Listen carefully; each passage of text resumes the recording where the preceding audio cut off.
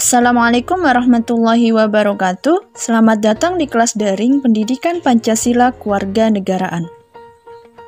Minggu lalu kita sudah membahas tentang hakikat demokrasi. Minggu ini kita akan membahas tentang dinamika penerapan demokrasi Pancasila.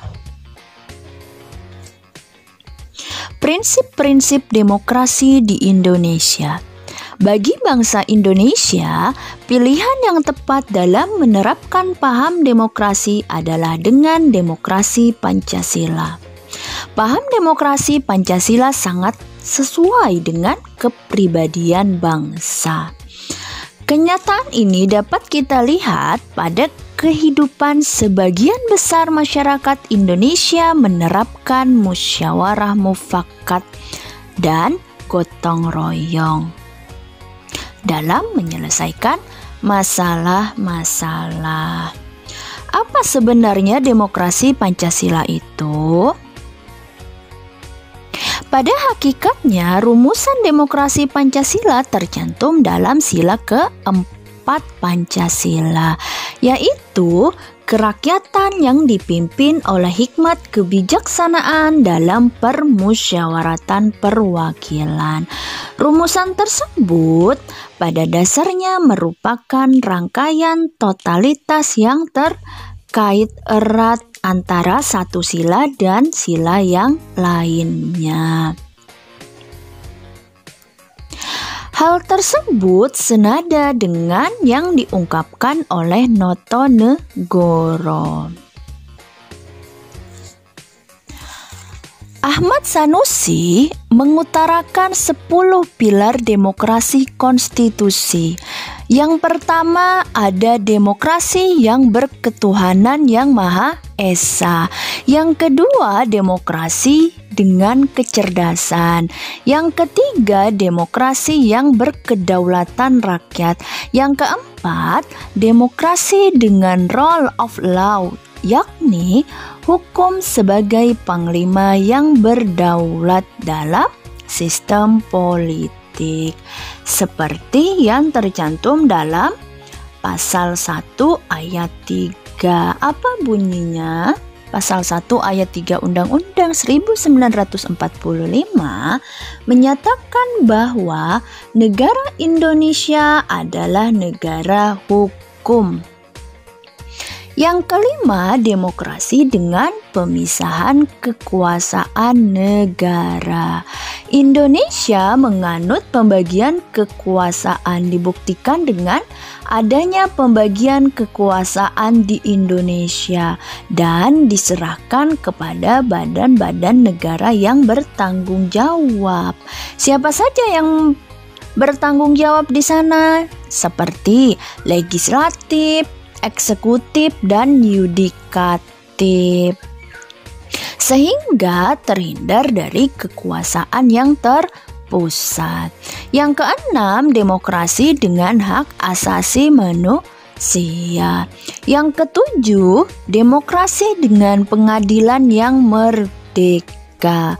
Untuk menjamin sistem pengadilan yang merdeka, independen, yang memberikan peluang seluas-luasnya kepada semua pihak yang berkepentingan untuk mencari dan menemukan hukum yang seadil-adilnya.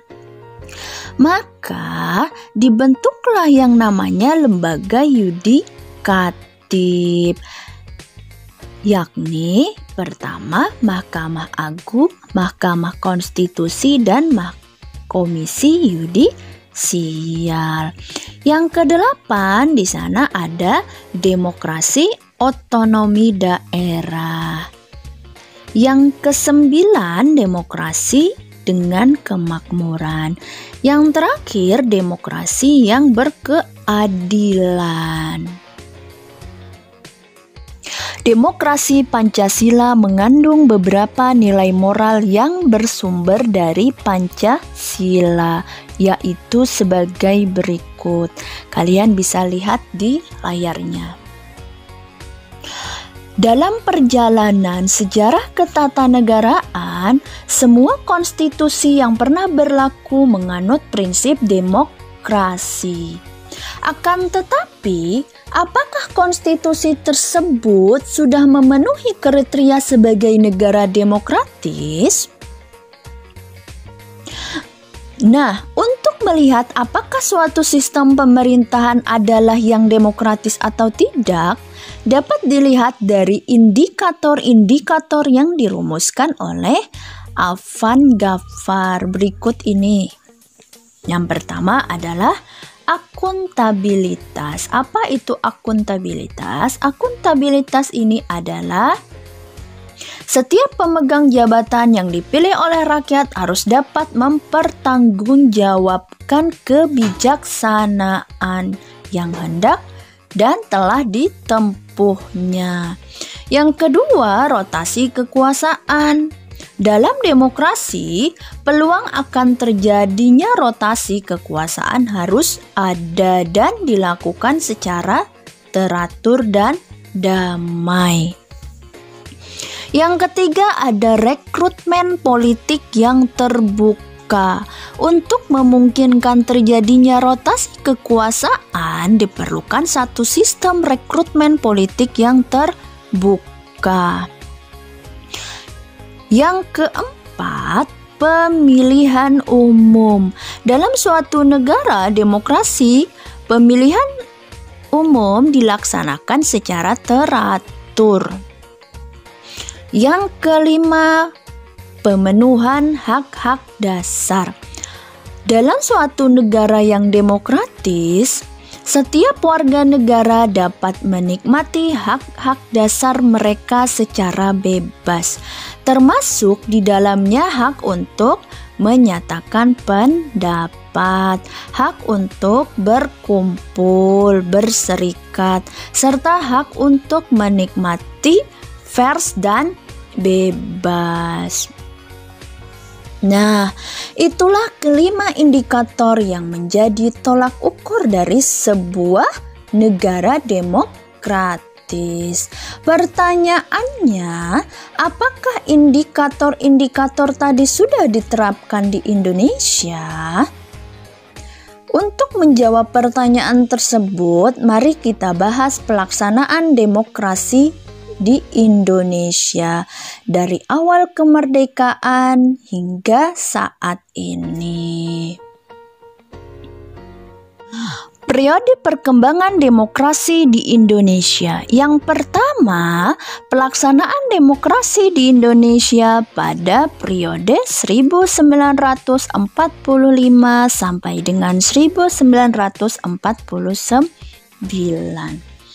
Pada waktu itu, Indonesia masih berjuang menghadapi Belanda yang ingin kembali ke Indonesia, sehingga pelaksanaan demokrasi belum berjalan dengan baik karena masih adanya revolusi fisik.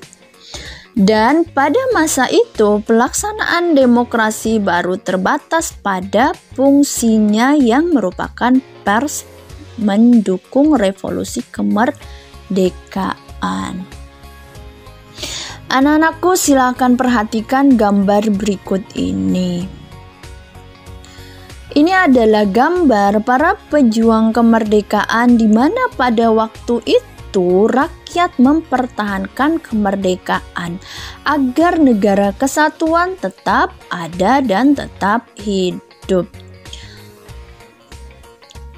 Untuk periode berikutnya, yaitu pelaksanaan demokrasi di Indonesia pada tahun 1949 sampai dengan 1959. Pada periode ini terjadi 2 kali pergantian Undang-Undang Dasar. Pertama, pergantian Undang-Undang Dasar 1945 dengan Konstitusi RIS pada rentang waktu 27 Desember 1949 sampai dengan 17 Agustus 1950. Dalam rentang waktu ini, bentuk negara kita berubah dari kesatuan menjadi masyarakat. Sistem pemerintahan juga berubah dari presiden menjadi quasi-parlementer. Yang kedua, pergantian konstitusi RIS dengan Undang-Undang Dasar sementara 1950 pada rentang waktu 17 Agustus 1950 sampai dengan 5 Juli 1959.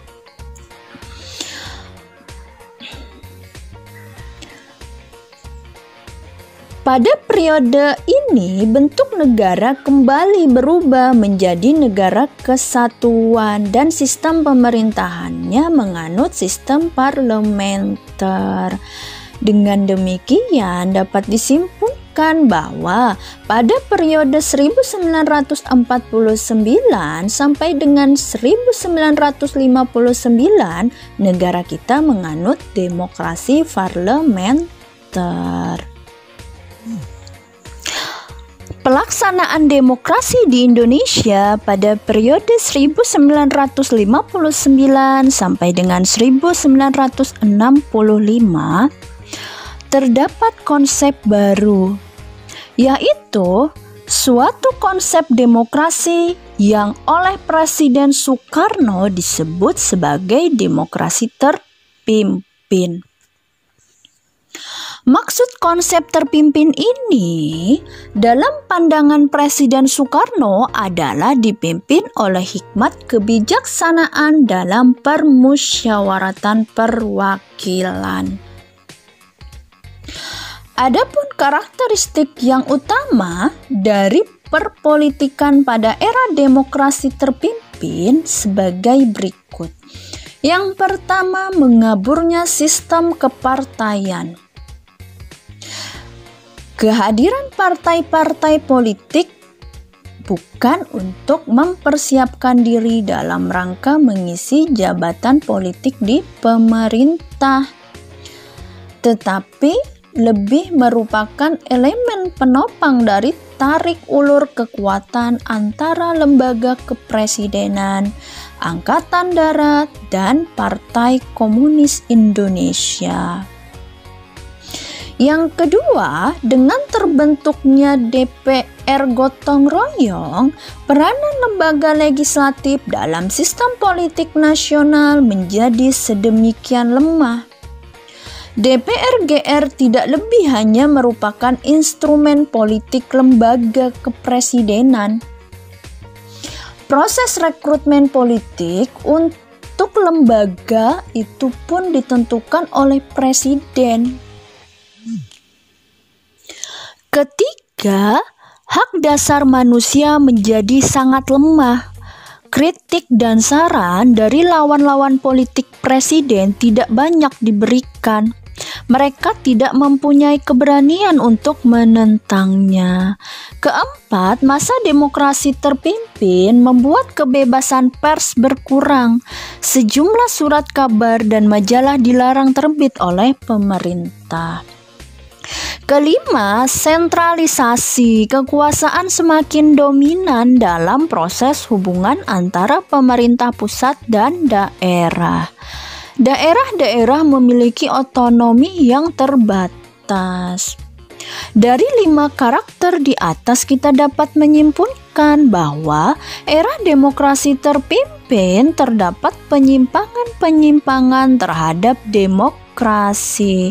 Hal ini tidak terlepas dari kondisi Indonesia yang baru merdeka. Kalian perhatikan gambar ini. Gambar ini adalah gambar keluarnya dekret Presiden 5 Juli 1959 yang merupakan awal tergulingnya demokrasi terpimpin.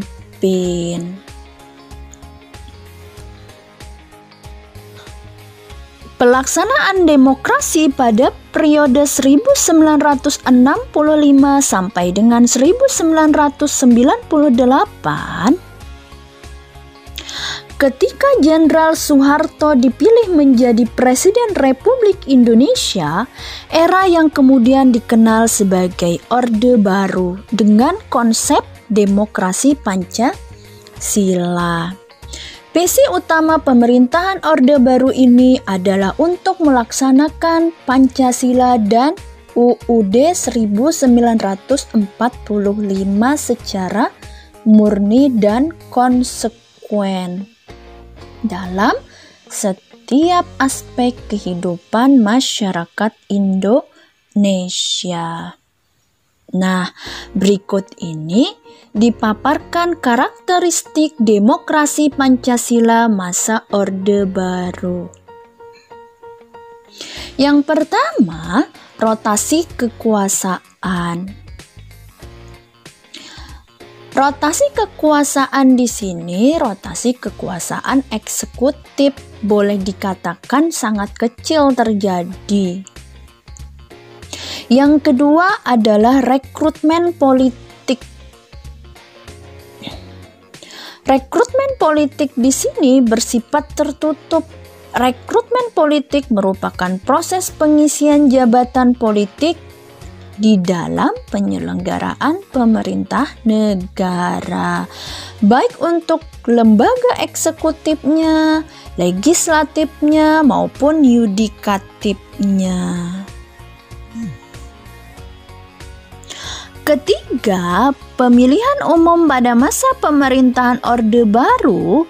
Pemilihan umum telah dilangsungkan sebanyak 6 kali dengan frekuensi yang teratur setiap 5 tahun sekali. Tetapi kalau kita amati kualitas pelaksanaan pemilihan umum tersebut masih jauh dari semangat demokrasi. Yang keempat, pelaksanaan hak dasar warga negara sudah bukan menjadi rahasia umum lagi bahwa dunia internasional sering menyoroti politik Indonesia berkaitan erat dengan perwujudan jaminan hak asasi manusia. Masalah kebebasan pers sering muncul ke permukaan. Persoalan mendasar adalah selalu adanya campur tangan birokrasi yang sangat kuat. Selama pemerintahan Orde Baru, sejarah pengekangan kebebasan pers terulang kembali seperti yang terjadi pada masa Orde Lama. Selanjutnya ada pelaksanaan demokrasi di Indonesia pada periode 1998 sampai dengan saat ini. Krisis multidimensi yang diawali dengan badai krisis moneter yang tidak kunjung reda. Krisis moneter tersebut membawa akibat. Apa akibatnya? Akibatnya yakni terjadinya krisis politik. Tingkat kepercayaan rakyat terhadap pemerintah begitu kecil.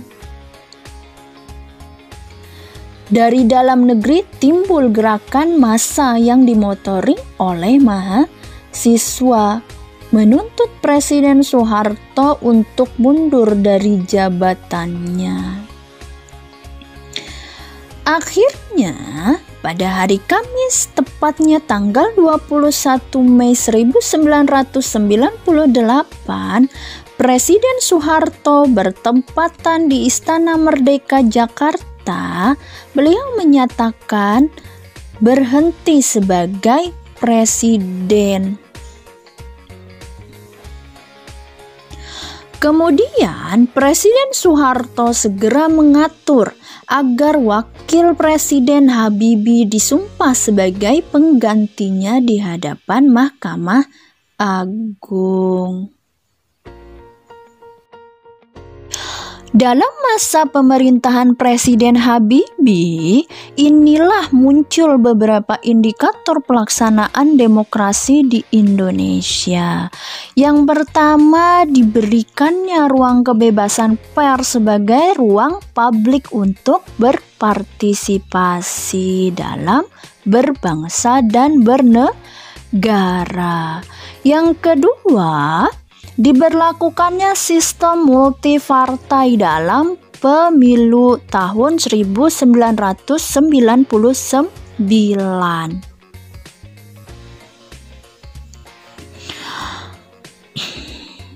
Dua hal yang dilakukan Presiden Habibie di atas merupakan pondasi yang kuat bagi pelaksanaan demokrasi Indonesia pada masa selanjutnya.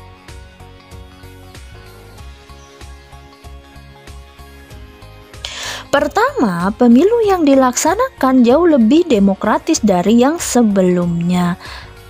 Bahkan puncaknya pada tahun 2004, rakyat dapat langsung memilih wakilnya di lembaga legislatif dan presiden atau wakil presiden pun dipilih secara langsung. Tidak hanya itu, mulai tahun 2005, kepala daerah pun baik gubernur dan bupati atau wali kota dipilih langsung oleh rakyat. Yang kedua, rotasi kekuasaan dilaksanakan mulai dari pemerintah pusat sampai pada tingkat desa. Yang ketiga, pola rekrutmen politik untuk mengisi jabatan politik dilakukan secara terbuka. Setiap warga negara yang mampu dan memenuhi syarat dapat menduduki jabatan politik tersebut tanpa adanya diskriminasi. Keempat, sebagian besar hak dasar rakyat dapat terjamin, seperti adanya kebebasan menyatakan pendapat, kebebasan pers, dan sebagainya. Oke, sekian dari materi hari ini. Apabila ada yang ingin ditanyakan, silakan ditanyakan, tidak usah takut. Ibu akhiri, Assalamualaikum warahmatullahi wabarakatuh.